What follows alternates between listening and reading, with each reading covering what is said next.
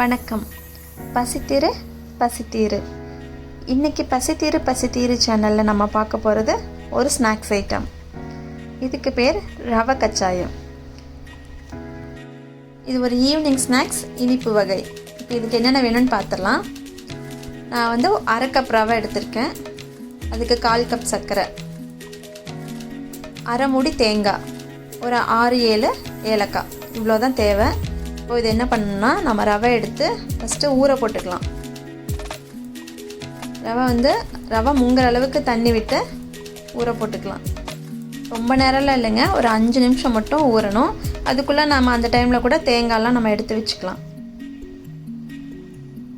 இப்போ பாருங்கள், ரவை நான் ஊற போட்டுட்டேன். இதை நம்ம மிக்சியில் அடிக்க போகிறோம். நான் தேங்காய் தோல்லாம் நீக்கி எடுத்து வச்சுருக்கேன். 1/2 மூடி தேங்காய், அது பல்லாக நறுக்கி நம்ம மிக்சி ஜாரில் சேர்த்துக்கலாம். மிக்சி ஜாரில் சேர்த்துட்டு அது கூடவே நம்ம ஏலக்காய் தோலோடு போட வேணாம், தோல் உரிச்சிட்டு அந்த விதை மட்டும் போட்டால் போதும்.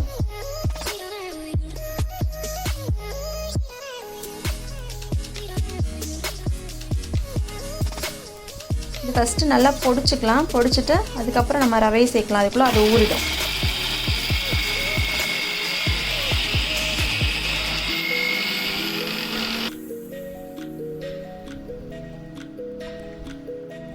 கொஞ்சம் தண்ணி ஊற்றி நான் நல்லா பொடிச்சு ஓரளவுக்கு அரைச்சிட்டேன். இப்போ ரவையை தண்ணி இல்லாமல் பிழிஞ்சு போட்டுக்கிறேன்.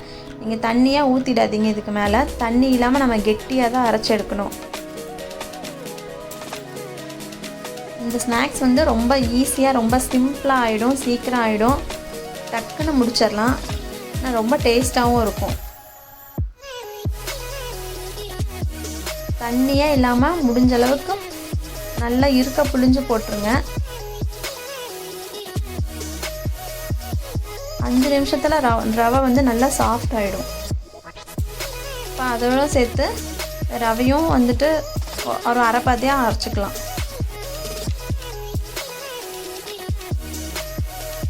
அது கூட சர்க்கரை போட போகிறோம்.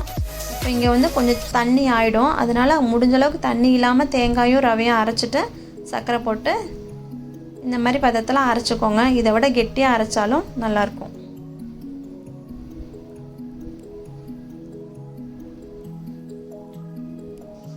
கரெக்டான பதத்தில் அரைச்சி ஒரு பவுலில் மாற்றிக்கலாம். இதை விட கெட்டியாக இருந்தாலும் நல்லாயிருக்கும்.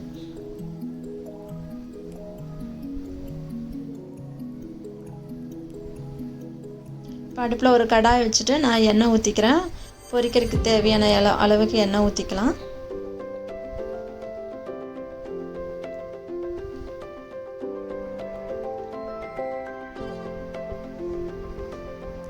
இப்போ ஒரு ஸ்பூனில் எடுத்து நம்ம சின்ன சின்ன பாலாக போட்டுக்கலாம். ஆனால் இதை விட கெட்டியாக இருந்ததுன்னா நம்ம கையிலேயே அழகாக எடுத்து போட்டுடலாம். எனக்கு கொஞ்சம் தண்ணி ஆயிடுச்சு, அதனால் நான் ஸ்பூனில் போட்டுக்கிறேன்.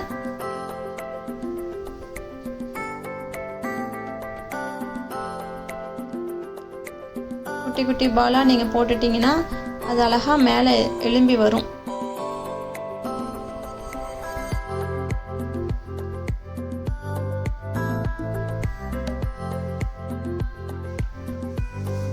இந்த ரவை கச்சாயம் லைட் மைல்டு ஸ்வீட்டோட நல்லா ஒரு சுவையாக இருக்கும்.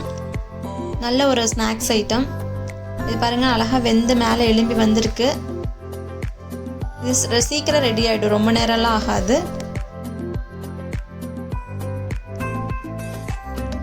ஒரு கரெக்டான நல்லா ப்ரௌன் வந்ததுக்கப்புறம் நம்ம எடுத்துடலாம்.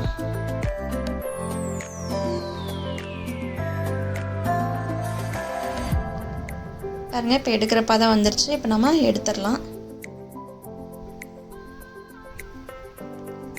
எடுத்து வேறு தட்டுக்கு மாற்றிடலாம்.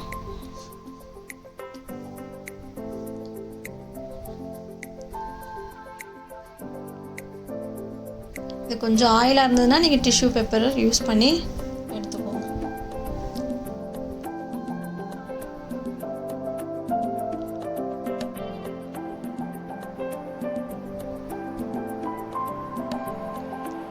இதே மாதிரி நம்ம எல்லாத்தையும் போட்டு எடுத்துடலாம்.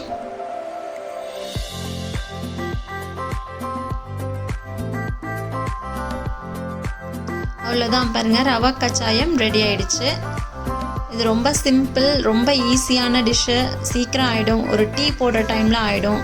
நீங்கள் ஈவினிங் ஸ்நாக்ஸில் டீ கூட சாப்பிடுங்க, செம்ம டேஸ்ட்டாக இருக்கும். இது வந்து உள்ளே வந்து நல்லா சாஃப்டாக இருக்கும், வெளியே வந்து நல்லா கிறிஸ்பியாக இருக்கும். இதை நான் பிரித்து கட்டுறேன். உள்ளே பாருங்கள் எவ்வளோ சாஃப்டாக இருக்குன்னு, வெளியே நல்லா கிறிஸ்பியாக இருக்கும். உண்மையாகவே ரொம்ப டேஸ்ட்டாக இருக்கும். ட்ரை பண்ணி பாருங்கள். ட்ரை பண்ணி பார்த்து உங்களுக்கு கமெண்ட் சொல்லுங்கள். தேங்க்யூ ஃபார் வாட்சிங்.